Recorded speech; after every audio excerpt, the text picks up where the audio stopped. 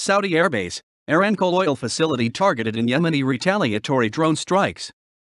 Brigadier General Yahya Saree said in a statement that two domestically developed KSF-2K, Striker 2K, armed drones struck with great precision the designated important and sensitive targets in King Khalid Air Base, which lies 884 kilometers south of the Saudi capital Riyadh, early on Friday, presstv reported.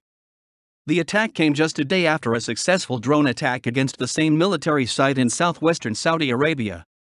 Saree added that a Yemeni Sammad-3, Invincible 3, combat drone also hit a key Saudi Aramco oil installation in Jizan, situated 966 kilometers south of Riyadh, at Friday dawn. The senior Yemeni official warned that retaliatory attacks will continue as long as Riyadh continues its relentless military aggression and all-out siege against the war-ravaged Arab country.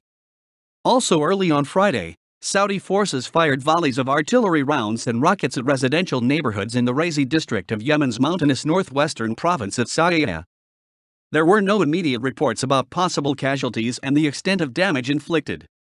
Saudi warplanes also carried out 16 airstrikes against the Sirwa district in the strategic Yemeni province of Marib, though no reports of possible casualties and damage were quickly available. Furthermore, forces of the Saudi-led military coalition and their mercenaries have violated 215 times during the past 24 hours a ceasefire agreement between warring sides for the western coastal province of Hudaydah.